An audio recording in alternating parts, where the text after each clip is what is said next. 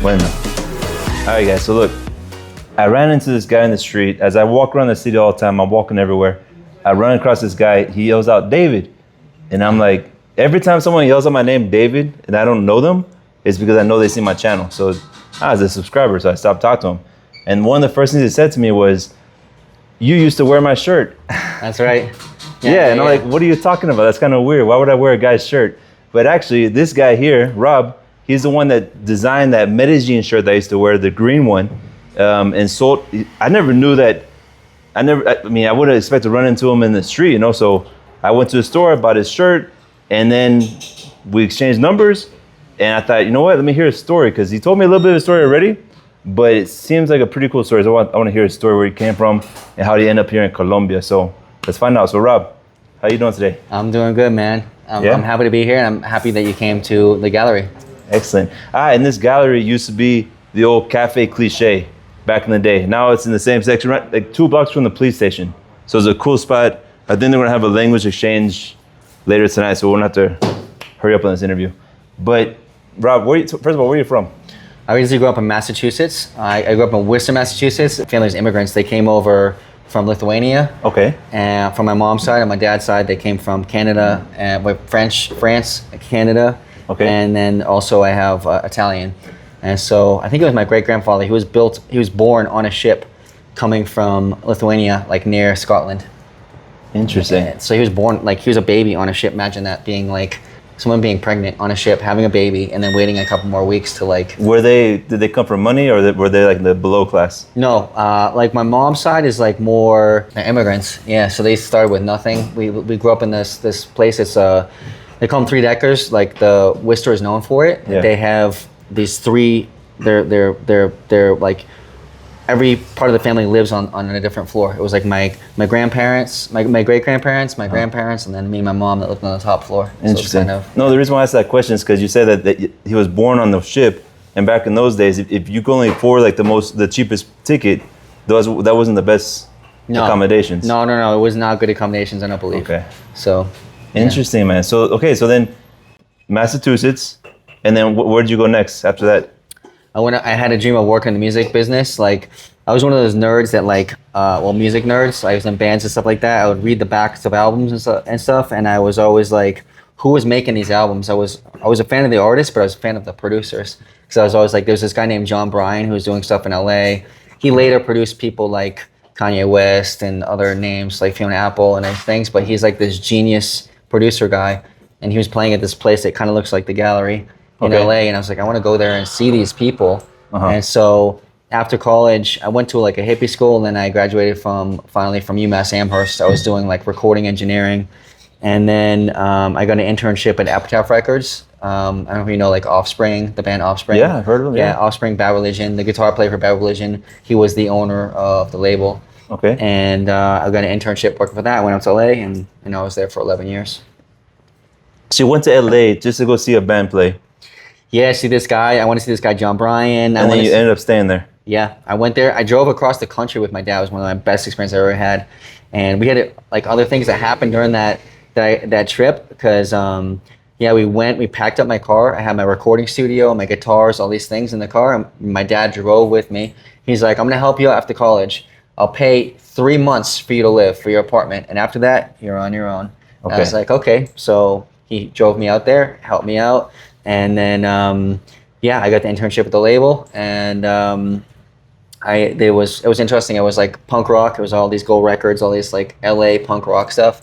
And I remember Brett Gurwitz, he's the guitar player for Bad Religion. He's really famous. And I wasn't that big into punk rock, but he was at the label. And I remember my first days at the label, I'm like filing stuff. I'm doing like assistant work, right? And I go upstairs, and there's all the guys who are like the important people have the offices on the sides. And there's this tattoo guy up in like the accounting department, and I'm doing my shit. And this guy goes, "Who the fuck are you?" And I'm like, I'm not gonna let these punk guys mess with me. I'm from Boston. and I'm like, yo, who the fuck are you? What the fuck? He goes, I'm Brett Gurwitz. I'm your boss, motherfucker. I'm like, oh my Lord. I'm like, shit. So I go back to filing stuff. I'm like, I fucked it up. I lost my internship. Came out to LA for nothing, And then 2 minutes later, it's like a dead silence. I'm like, oh, fuck. And he goes, hey, you want to be MySpace friends? This is before Facebook. Yeah. And I was like, all right. He's like, cool. after that, we were like, he loved me.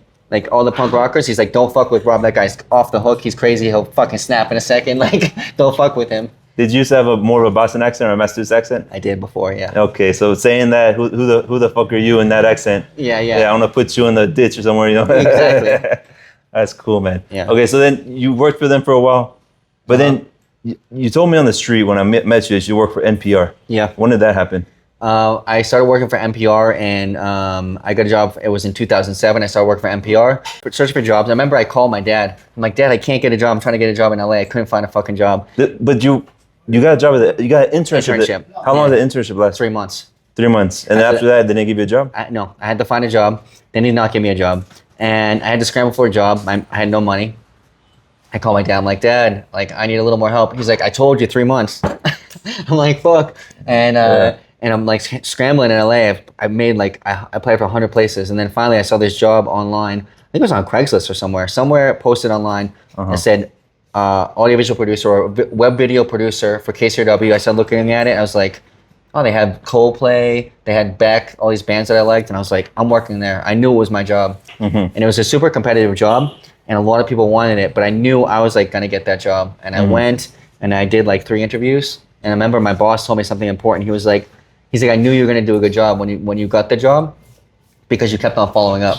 Like every time you went to the job, like I got there early, I showed up, and I was like, do you need anything else? Like, do you need more information? Do you have any questions about my portfolio and all this stuff? And he was just like, Rob, I knew, because like someone who follows up on like the interviews, that's like your first thing as a job. Like, how are they gonna be when they're working? You know what I mean? That's something that ingrained me as a working person. Like, follow up, make sure the job gets done, make sure you get it till the end, you finalize it, you know? And I was like, what else you need for my job? You wanna look at my insurance? You wanna look at anything else, any other documentation?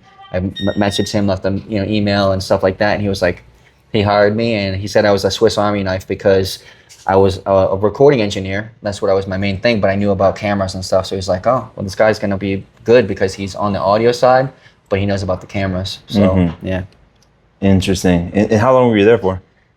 I was there for 11 years. My first day, 11 years. There's a Mexican band named Ozo Motley, and Quentin Tarantino was there. I go out into the hallways. Quentin Tarantino sitting there. I'm like, yo, what's up, man? He's like, hey. I'm like, he's like my fucking legend, dude. I love Quentin Tarantino. Yeah, of course. I get nerdy about certain things. Like I'm not always like the main actors. I've met a lot of famous people, but it's always like Quentin Tarantino or the guys who record the albums, and I'm nerding out. I'm like, yo, man, what's up? Like, I want to know about how they do it. How was he? Was he cool? He was chill. He was like, we exchanged a couple words. I was like, yeah, like I'm like really fucking like, I'm like, oh man, this guy's the fucking shit, bro. Oh, he came from like he used to work at a video store. Exactly. Selling videos, like a type of Blockbuster or whatever. Yeah, he was totally cool. He was like, what's up, dude? And yeah, just totally chill. Interesting. So I asked you before about, because when you came to Medellin, you started a business, a t-shirt business, the shirt I was wearing. And I asked why? Where did you get the idea from? So tell me about that. The idea came from my friend at Cafe Revolution. Like we were hanging out. Whenever I sit this one chair, this one spot in Cafe Revolution, they always give me like ideas. Like I'm not like, I don't know. Like I go there and I'm sitting there. I'm like, I want to stay in Colombia. I like Colombia. And my friend was like, you should start a t-shirt company. Well, first of all, how long did you come to Colombia? I came around, I came in 2017 in May. Okay. I have this it's another part of the story. I was like traveling around and I went with this Italian guy that I met. I was traveling in Europe. That year I had my like eat, pray, love. Like I left LA and I was like, what am I gonna do with my life? Show me like what I'm gonna do with what am I gonna do next? Because at NPR, did you leave it or did you get fired or? Well, I kind of I climbed up the ladder there and I was a senior producer and I had some really good ideas. I got to do a lot of stuff. We did virtual reality with Nas, the rapper Nas. We did recorded Adele. We recorded all these people. Yeah. All the famous people there. I kind of wanted to do my own projects and I started kind of like with my boss, I was kind of we were kind of like knocking heads or whatever you want to call it. Like it was kind of like I did my time. Now I want to have freedom to work on some other cool project. And he said, okay, you can do it. But then he kept on giving me this other work, and I'm like, you told me I could do this other project, and they weren't giving me the time. And so we just weren't aligned. And I was like, basically they fired me because they thought I was like I had big ideas. And they thought that maybe I was not going well with the boss, but actually I think he had some issues as well. It's a long story. Yeah. But they fired me anyways. And then I got picked up. I was working for my friend's production company, Subtractive, in Santa Monica. It was the Jerry Seinfeld has this place where he goes to in LA when he does that comedians in cars. Okay. He has his cars there. My friends have the studio next door, and they were doing like this. It was a collective of directors, and then through them I was working with SpaceX with Elon Musk. We're doing productions. Are you kidding me? Yeah. All right. Okay. 4 a.m, bro. I was there at SpaceX. You worked with Elon Musk? Yeah. Did you actually meet him, like talk to him? Well, he was in the room with us. I mean, I wasn't like, yeah. How was he to work for? It was very competitive. I remember at the time I had just been like working for 11 years, and they wanted to give me more jobs. They're like, Rob, you could run this, you could do that. I was freelance working for them, and they paid really well. You get there, they had a chef for you and stuff. It was like, and then some days like there would be a problem with the spacecraft, and we couldn't do the production. So they'd pay us, we'd eat, and we'd just get paid and go home. Like, come back tomorrow. I'm like, all right, this is working out. Like, you know, they're paying well. Yeah. But it was high pressure. Like, I remember we were showing some of the videos, and then some of the information was like sensitive. So they'd be like a publicist over us. Don't show that. Don't show this. Like, of course, yeah. And I'm like sweating. I'm like, yeah. When I first arrived, bro, I was like, they're like in T-minus 40 minutes. I'm like, over, Captain. Like, I don't have to tell you, like, what they're talking in some other language. I felt like they're talking Spanglish. I'm like, yes, we're on. Definite. Like, I'm like over. Like, I didn't know what to say. I don't know how to talk to these people because they're like super high level engineers and everything. But I guess I knew what I was doing because they kept casting me back. Okay. But it was funny because I was like, yeah. That's hilarious, man. Okay, so you worked with SpaceX with Elon Musk, and then what happened? Then I was doing freelance. I did photo shoots. Worked in film. I mean, I even back when I worked in LA. When I first got to LA, I was working as an extra. I was making movies. I even was an extra in a Jackie Chan movie. I was fucking, Rush Hour 3. But what did you do as an extra? I was in the crowd in Rush Hour 3. I was in, I know you, Larry David. Where? Who? Larry David from Curb Your Enthusiasm on HBO. Yeah. He created Seinfeld. I was in a few episodes of them. I was doing a bunch of How much do you make as an extra in movies? It was like a couple $100 for a day. Yeah. Okay, that's cool. And you didn't try to like stand out? Be one of those extras that kind of stand out and I didn't want. At the time, I didn't even want to be an actor. Yeah, that's like frowned on, isn't it? Yeah. Yeah, but actually, like they picked me up, and I'm in a few episodes of like Untold Stories of the ER. I had some lines and like these really bad well, I don't know what they call them, telenovelas. They're like American, dramas. Yeah, soap operas. Soap operas. Yeah, I mean I had a couple of lines, but nothing big. Nice, man. Okay. Yeah. So then what happened next? So I think you asked me about like I was in LA, and before I even got the job at NPR, the Supreme was there. I was there's this place called the Largo, which I loved. It had this producer named John Bryan, and he was like this genius producer, and he did this one-man show. He'd have a drum set up. He had keyboards, pianos. He had all this stuff, and I remember he used to walk up. He was a pioneer of looping music. Okay. And he used to walk up and start a show, and he would like bang on the piano. There was like the piano was like broken because he would hit it, and it would be like a kick drum, be like poof, poof. Then he start looping stuff, and he start playing all his music. He's a musical genius, and then he'd invite other famous people. Used to show up like Zach Galifianakis and all these other people in LA. Used to show up. They'd like do some comedy over him playing music, or people would sing. And I loved the scene there. So I got a job across the street at this tea shop when I was starting out before NPR. And that was when Supreme was starting in LA, I believe. And they had their shop, I think, in New York. And I think that was their first shop in LA on Fairfax. And they were like, and so they would like, they would come in, these skater guys. They had like the skate ramp inside the Supreme on Fairfax. And they were like skater guys. They were selling these shoes for like $500. These like, I don't know, like Japanese versions of like Nikes and different brands with line out the door. Yeah, you told me like they were importing Nike shoes from Japan that were different than the shoes that are being sold in the States. For like high premium, whatever. So that's super intelligent. Yeah, they were good. They knew what they're doing. Then they had like the basic, I think there's the Supreme logo T-shirt. They had very little in their store. You'd go in there, there'd be some guys skating and a few sneakers, and I don't know. Okay. Yeah. Okay, but they were killing it. Like lines out the door and everything. And you saw that. Yeah. Okay, carry on. When did you? After that, what happened? I mean, did you go to the Eat, Love, Pray journey? Yeah. After my job at NPR and all that stuff, I was like, I didn't know what I wanted to do. I kind of hit my top in NPR. I had got maybe picked up to do some other stuff, Elon Musk, and I was trying to get some commercials, but I was like, I don't know if I wanted to stay in LA. I was kind of feeling like I did all these cool things. I had this cool job where I was like recording all the bands. I got into all the clubs, like free, you know, but then I was like, I'm burnt out. Like, I don't know, I'm just like working. But I didn't really enjoy my life. I was trying to do my music career, and I was like, I want something different. I want to work on my own projects. And that's when I started like traveling around Europe. I met a friend, and then I was doing like my Eat, Pray, Love, and I was doing some meditation and breath work. Mm-hmm. My yoga teacher was from Bogota, and he was like, we're gonna go to Colombia and do a workshop. So I was like, I never like thought about Colombia. Like it wasn't even on my map. Like I was thinking about what am I doing with my life, or how am I gonna survive? And I was like, well, I got some extra money. I can go to Colombia for a while. I messaged my friend from Italy that I had met in Copenhagen, traveling around. I was taking photos and stuff. I got this camera after I left NPR. It's just like Eat, Pray, Love. Like I said, I was like taking photos, seeing what I want to do, being creative. I went to LA. I did a lot of street photography in LA. Mm-hmm. I was just going around to LA downtown and taking shots of people and making art because I had a little bit of free time.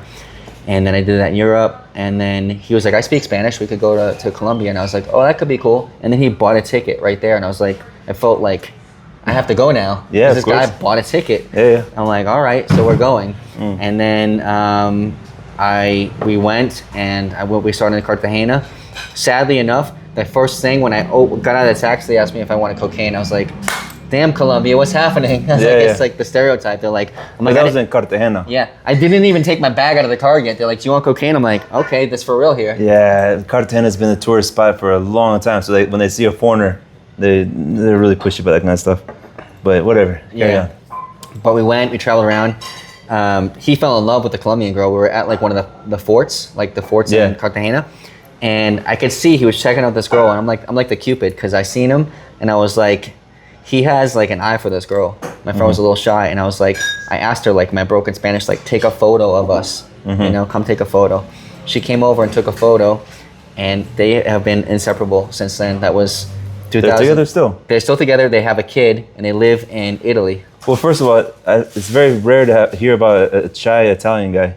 Because usually Italian guys are pretty, they approach girls very easily. He's a little different. He's a little bit different. Hey, there's always exceptions. But okay, that's interesting. That's excellent. They met a girl through you. Okay, all right. So then carry on. Did you carry on your journey, or what happened? Yeah. One, it's still recording, no? Yeah. Todavía grabando. Okay. Yeah. And so I kept on my journey. I had a friend that I had met when I was in Thailand, who had a friend that was living here in Laureles, and he has a place called the Wandering Paisa Hotel. I remember that place. Wandering Paisa. Is it still hostel. here? It's still here. Yeah, I remember that. That was the place to go, for sure. Yes. For like salsa classes and stuff. Yeah, so I went to stay there just because I knew a friend. I wasn't even staying in. Ustedes bajan sus voces unos minutos. So I went there to stay at this hostel, and I was like gonna stay there for a few days, but I had been traveling so much. By the time I got down to when I was in Medellin, everyone said I was gonna like Medellin. My friend who was from Bogota, he was like, "You're gonna like Medellin. It's your style. It's kind of like California." Mm-hmm. And so, but by the time I got down here, I was traveling all around. I went with my friends to Bogota, went different places. I only had like 2 or 3 days, so I didn't really get to know Medellin.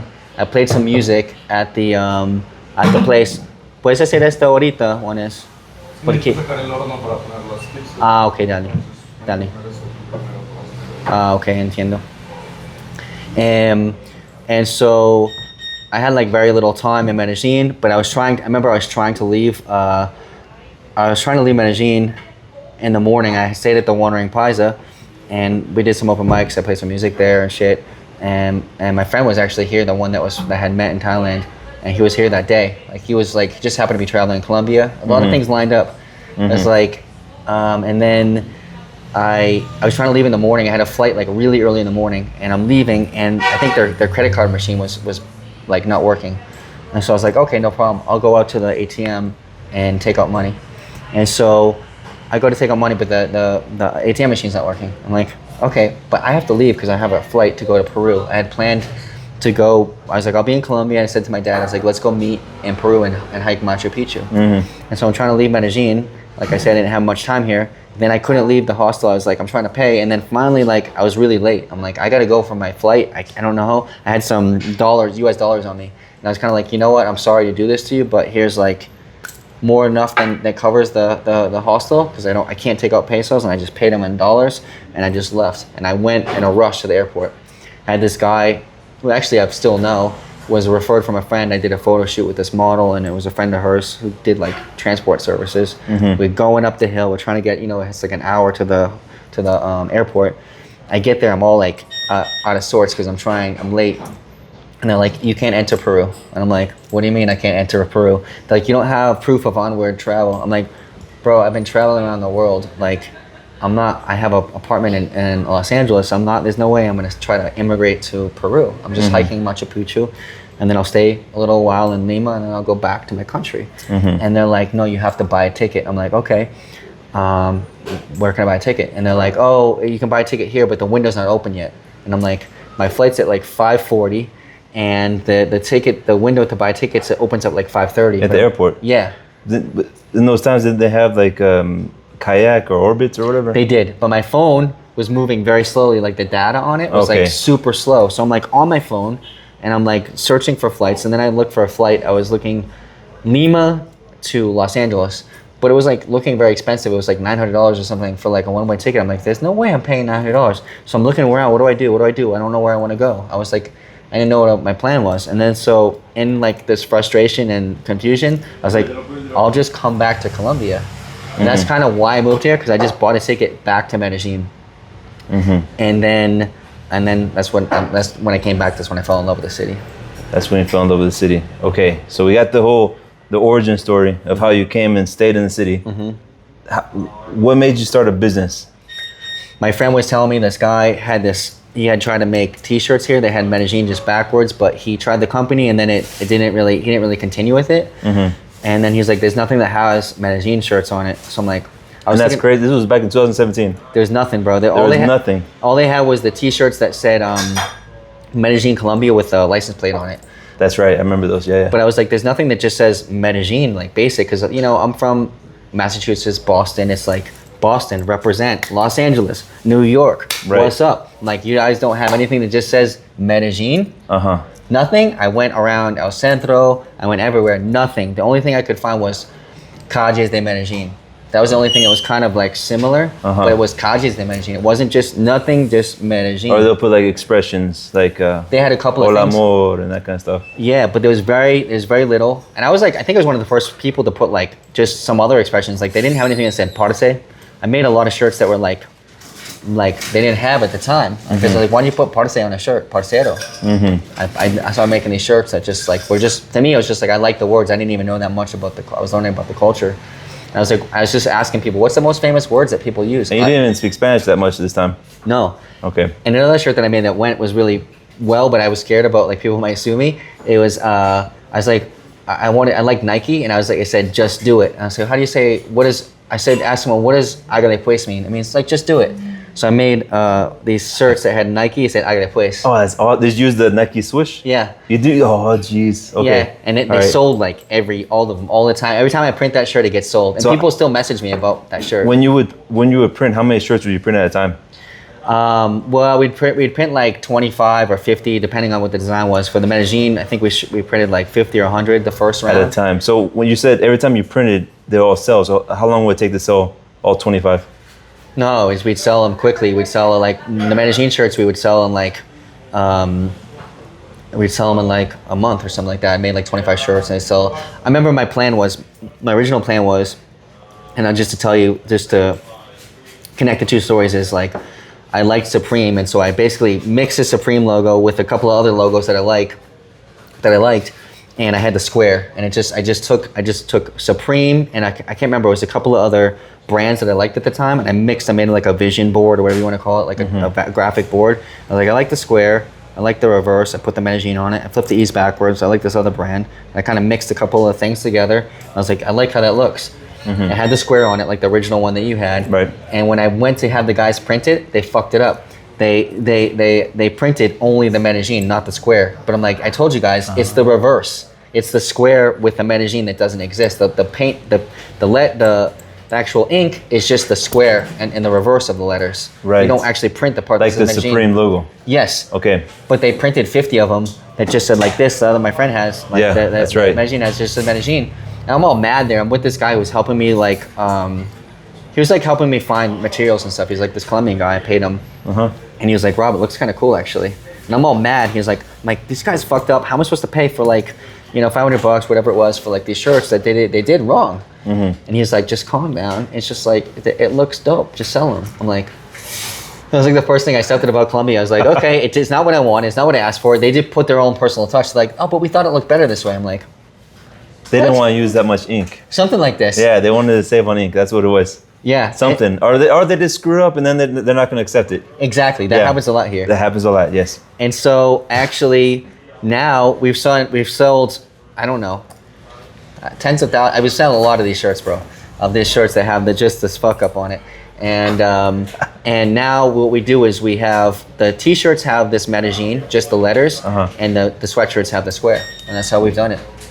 But how do you only sell like in person, or do you have like online where you sell online? We sold, first we started in Cafe Revolution, we sold them there, and then it took off. I actually went to Poblado like a street salesman. I wanted to test the concept. I made, like I said. You walked around the street with your shirts? I made like I can't remember what it was, 50 or 100. We made like a certain run of the shirts. Okay. And I put about 20 of them in my backpack. I put a few at Cafe Revolution. I posted on Instagram. New shirts on Cafe Revolution. One of my friends went to buy them. My friend, I have a photo of that. It was like the first one who bought a shirt. And then I went to Parque Lleras, and with 20 shirts in my bag, and I'm just selling them on the streets, 50 mil a shirt. They didn't have any shirts that said Medellin. No one was selling anything that said Medellin in any of those areas. I'm walking around, I'm like, do you want to buy a shirt? And I sold them. I sold all of them in one day. To foreigners or to locals as well? Mostly foreigners. I sold like a few of them on the street. This random tourist guy bought one, and then I sold a few more, and it was like, I'm selling them. I ran into some friends. I'm walking on the street. Like, we're going to this popular hostel. I can't remember what hostel it was, but they had a DJ and everything. And then we go to the hostel, and then the DJ buys the shirt. She goes, that shirt is dope. She's like this really good looking girl. She buys one. She's up there DJing with the shirt on. And this other girl's like entrepreneur. She does these bar crawls. And she goes, look, you can sell your shirts at my bar crawl. There's about to be like 50 or 100 foreigners show up in about 20 minutes. Yeah. You can sit at the booth with us while we sell the tickets. You sell your shirts, and I want 20%. I said, deal. And I sold like pretty much almost the rest of them right there of the 20. And then I was like, that's it works. Amazing. It works. So like, what's the margin like in that kind of like selling shirts? It's a really good margin. Yeah. Okay. So you made a pretty good profit. Yeah. From the initial investment screw up, whatever. Yes. And then I realized, I did the math, and my original goal, I figured out if I'm gonna live in Colombia and sell t-shirts, I had to sell 3 t-shirts a day to live in Colombia. And were you able to do that? There's 150 mil a day. And I started selling them. I started selling them at Cafe Revolution. I started selling them on Instagram, doing events, selling them at Cafe Cliche.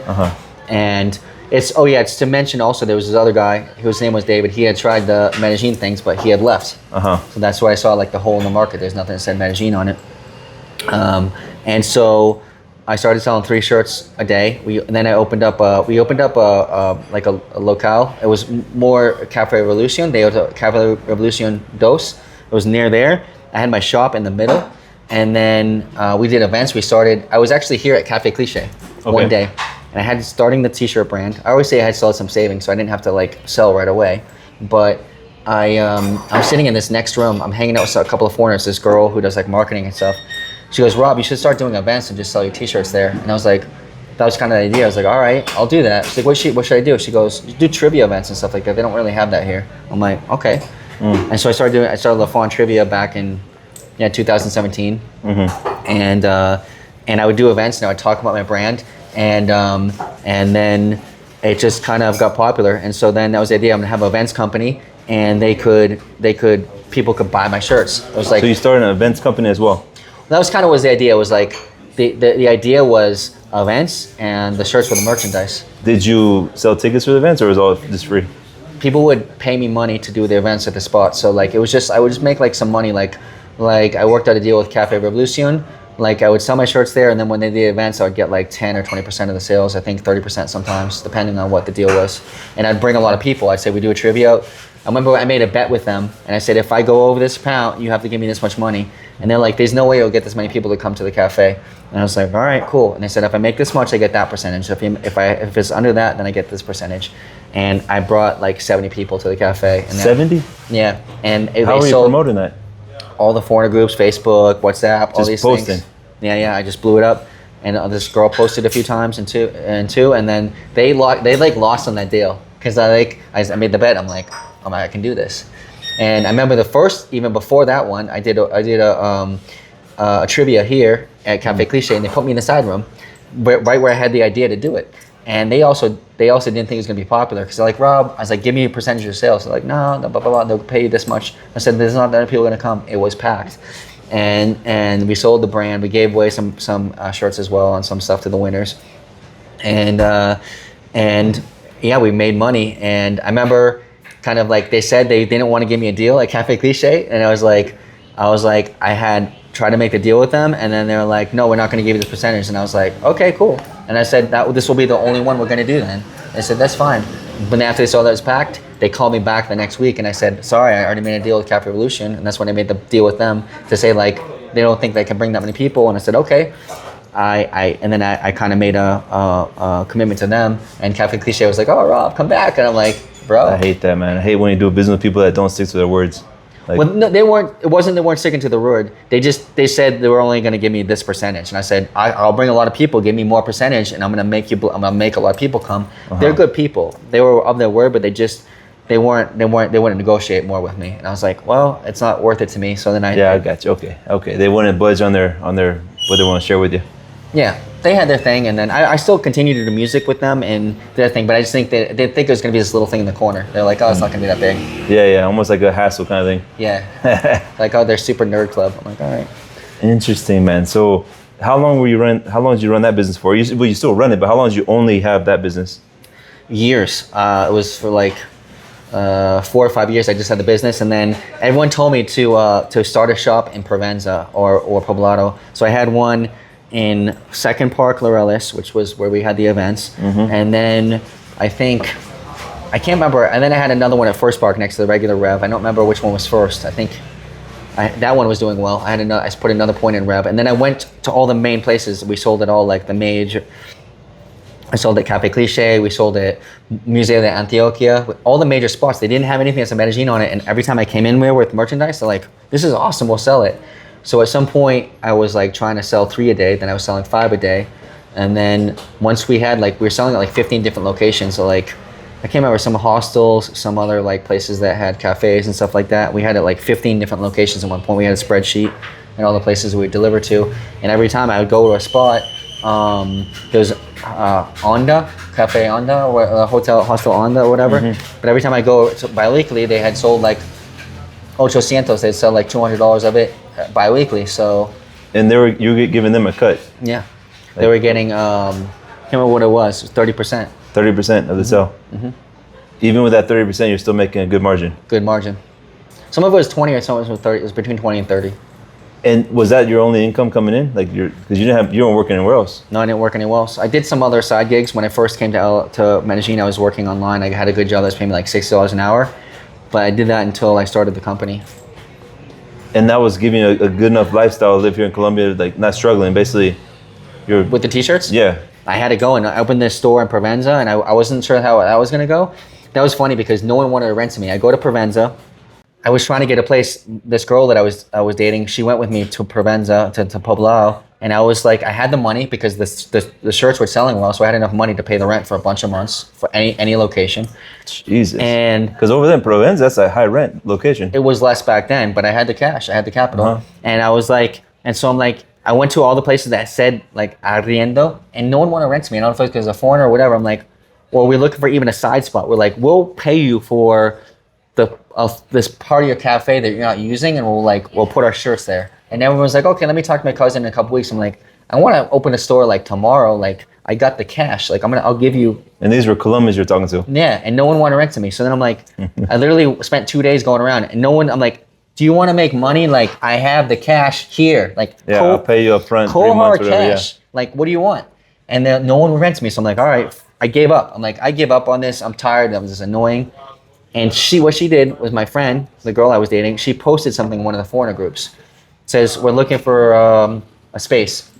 This foreigner guy writes us back and says, I got the perfect spot for you. So I'm like thinking it's going to be stupid. I'm sick of this hassle. I show up I'm not even normally late to appointments, but I showed up late. I was like, this guy, whatever. I show up, he has this spot. It's like this little square right in the middle, right in the above part of Provenza, but a good spot. And I'm like, he goes, how much you want for it? He goes, 1 million pesos. I was like, all right, 1 million pesos. That includes the utilities and the internet. Then he goes, okay. Shook hands. I was like, I write up a contract. We made a little contract. Doing a business with an American is like, of course. He's like, I want this, you want that, I want this, you want that, I want this, you want that. Okay. Here in Colombia, it's slower. Like I don't know if they don't see. I don't understand how it is, but yeah. And also, if you're going through agencies, were you going through agencies at that time too?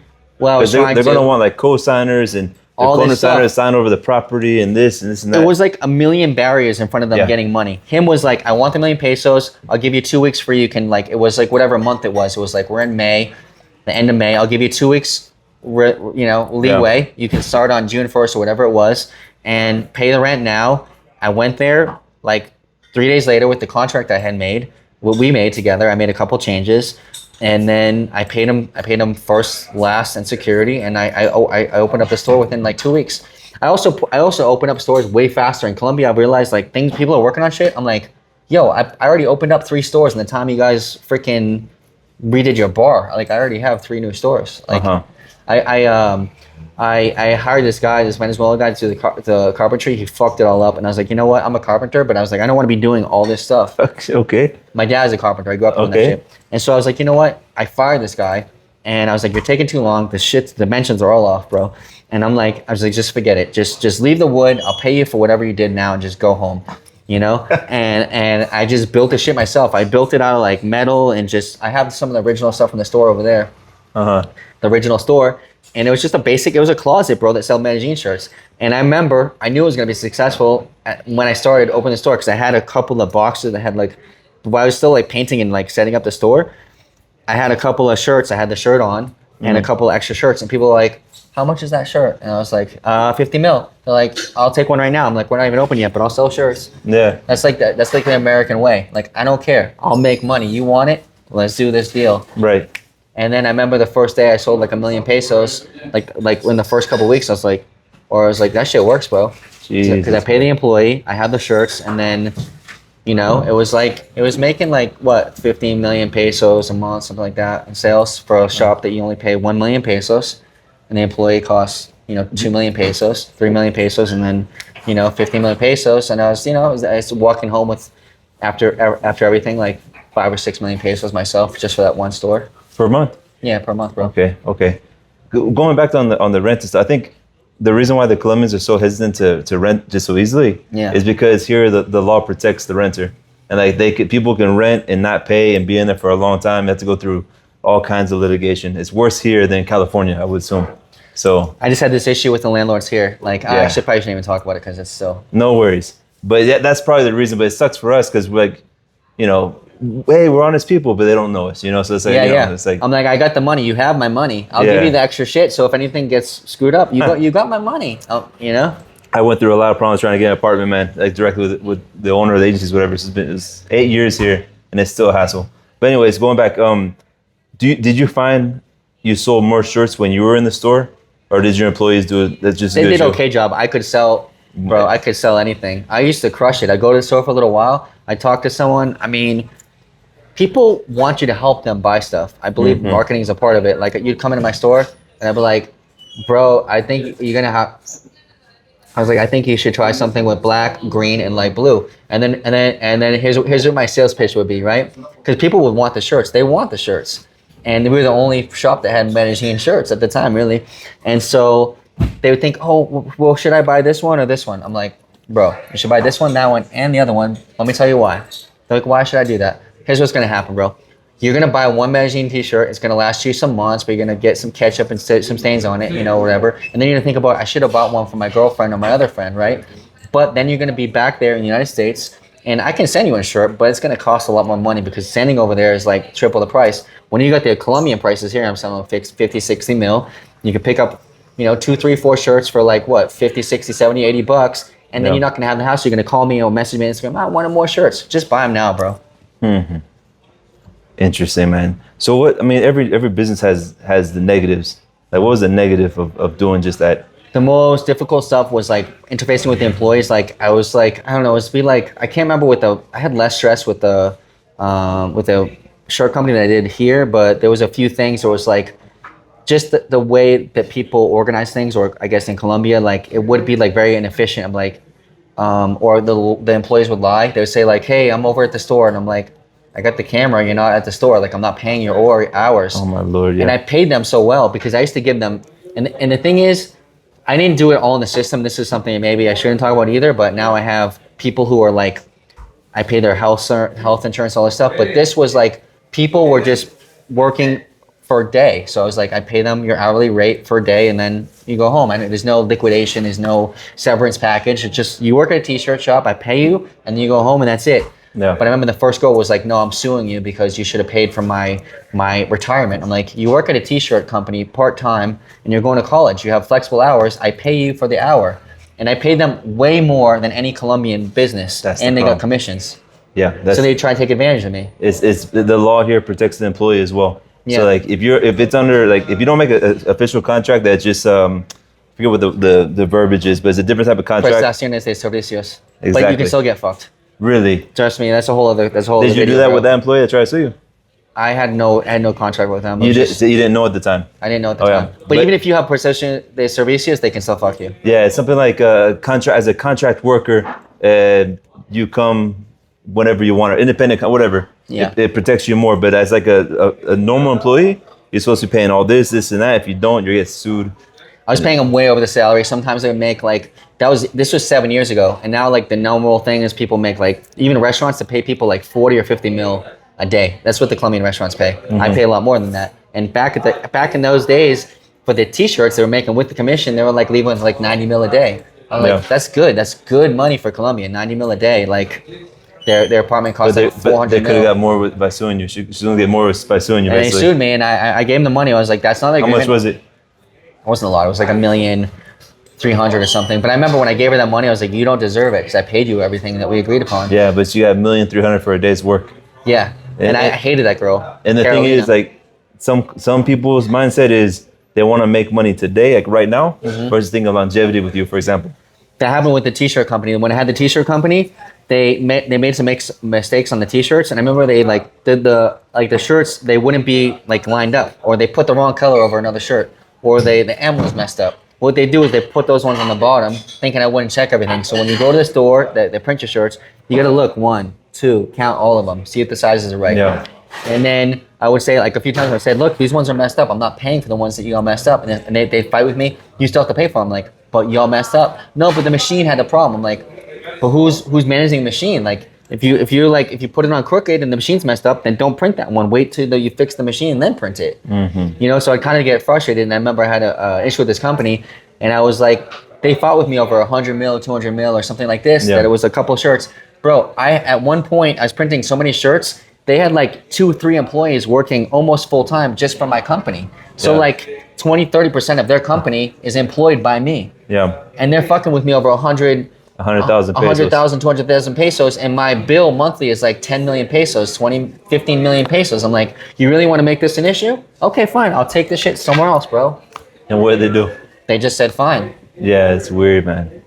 And it's then, so strange. You know what I did that day? Yeah. I went to El Centro and I bought the machines myself. We had to do a delivery for Museo de Antioquia. We had like 90 sweatshirts to do. They had bought them.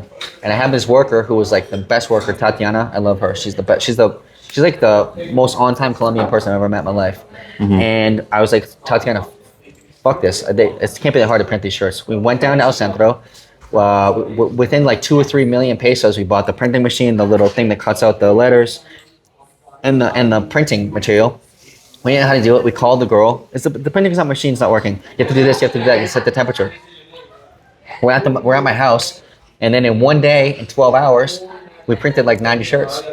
I'm like, and that was like, we're like more productive than the actual freaking Colombian companies, like just the two of us. And how long did it take to get your return on investment, like the cost for the machines? How long did it take to get that back? That was like 2 weeks, bro. Really? Yeah, it was like the best. I still have these machines. It's the best investment I ever made. Every entrepreneurial thing that I made, you know, like everything that didn't work, like I ended up making me more entrepreneurial. I was like, I pay this company to make the t-shirts. They couldn't make the t-shirts. And so then I just bought the machines myself. You know what I mean? So then it was like, it just made me make more money. I had control over it. And then that's when we opened up the thing over in Cafe, next to Cafe Revolucion. We printed the shirts, and then the girl would be there. And we had different colors and stuff like that. The people were like, what, how do you want it? Medellin in blue or black or whatever. Actually, when I bought my shirt, she did it on the machine. Yeah. And we was pumping for a while, man. I remember the same thing. It was like a few days we had 200 mil sales, 300 mil sales. Then it was like, sometimes some people would come in and buy like 800 mil of like $200 of things like that. They're like some European or Italian people come in, give me 3 sweatshirts, 2 shirts, that, this, and that. And it was like, that was like your day sale right there. And sometimes that would happen twice or 3 times. These people would buy a bunch of stuff and you'd be like, we just crushed it. Okay, so my next question is, what I've noticed about Colombian culture here, or culture here in Colombia, a lot of Latin America as well, when people see something that's working, they copy. Yeah. So has anybody tried to copy your design? People have copied the design. They put a few people that actually even have it tattooed on them. Some people say in El Centro that they're trying to copy it as well.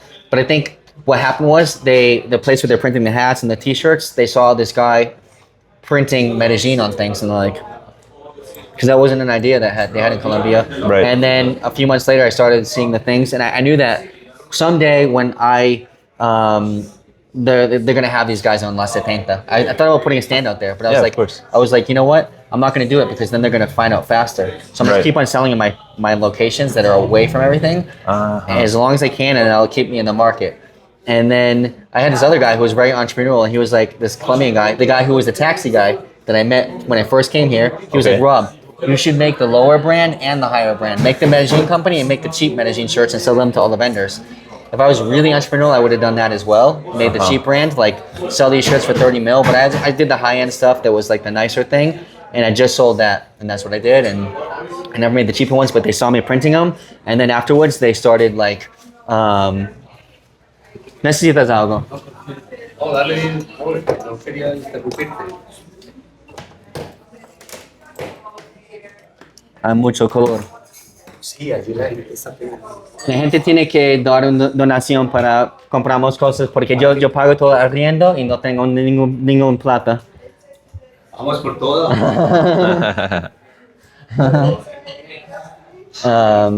So you would have done the cheaper version if you wanted to push it more. But I didn't really care about that. Like, like I didn't really care about just, you know, making all that extra money. I was just kind of like making the design. I like what I was doing. I had my own flavor, I guess. I don't know. Looking back, I probably would have been better. But they saw on my machines that I was printing this Medellin logo. And then a few weeks later, I went back to, I think it was either a hat shop or one of the spots. I saw them printing Medellin on shirts, just the regular thing that you see everywhere now. Without the flipped E. Yeah, just Medellin. That's just that they can do that. It's not. Yeah. There's nothing stopping them. But the idea of Medellin on a shirt came from the stuff that I was doing. You didn't like put a copyright on your. You can't because it's a city street. No one steal that shit from me. No, and now you're doing more like you're doing this kind of shirts now. No, this is not. This is just. That's not you. Okay, no. But you're doing like different types of styles. We have some other styles here. Yeah, I can show you that. Is your business still going as good as it was going back then? No, I never really took off as it was after the pandemic. I had to close all the 3 or 4 stores because it was like no one could arrive. And then I opened up this gallery like 3 years ago. We started doing events. People still buy the brand, but we're more running like a bar restaurant business. So when the pandemic hit, you had to close your location. But right now, tourism is booming. I could have opened shirts back, but I kind of lost I don't know. I put so much into building this company, this Medellin brand. And then after tourism, I was like, open up all the stores again. I don't know. I don't know if I was lazy or whatever. But it's booming even more now than it was back then. Yeah. So like, if you went back to do that, it would be successful. Yeah, you want to go in on that? Yeah, let's go. Okay, you can sell it with your following. Why not? I don't have no problem with like working out some deal. Yeah, maybe get some merch going for sure. I don't have a problem with it. I'm not that like, I don't know, not say pretentious. I'm not like that controlling over it. As long as there's some good deal to be made and some other people want to enjoy it, then I have no problem. But like, in my mind, like I would think that's such a competitive market. I mean, there's so many freaking nowadays. Like you said, going on the 70, there's so many a lot options. more. But if there's certain people selling like your audience or something, or me growing on YouTube and stuff like that, you can get, sell online. You can do different things that people aren't doing here and make more of a market out of it. Okay. Because people want, so like I said, they want to support your channel. They want to buy stuff from you. They want to buy from stuff that you're supporting. So like everyone has their own market, I believe. I believe that like there's a Medellin market, but that's what people are just tourists are buying in Medellin. But there's also these other markets. Dale. So guys, we're gonna get to this end of this conversation because people are starting to show up now. Now you have this cafe or this gallery, as you call it, like an art place where people come play music. You sell your merchandise, and people come here to drink, do language exchange. We're doing right now in the background. Yeah. Karaoke, live music, all this stuff. Are you enjoying this business? I am. It's kind of crushing me because I'm an audiovisual producer. That's what I did back in the day. And now people are starting to hire me for that stuff. I would like this business to run.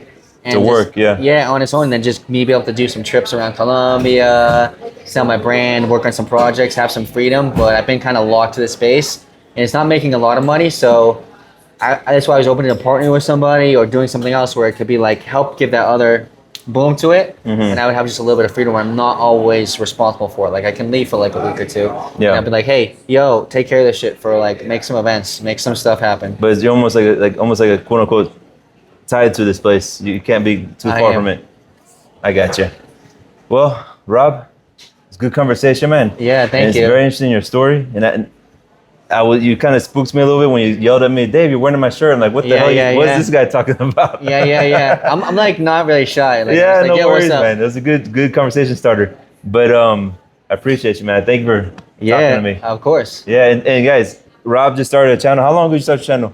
I started my channel like 6 months ago. It was in like December of 2024. So check him out. It's Rob LaFond. Rob LaFond. Rob LaFond. Very good. So check out his channel and also check out this location here. It's right next to the police station. Gallery. I'll put the name in the description. Galería LaFond. There you go. See y'all next video. Ciao, ciao.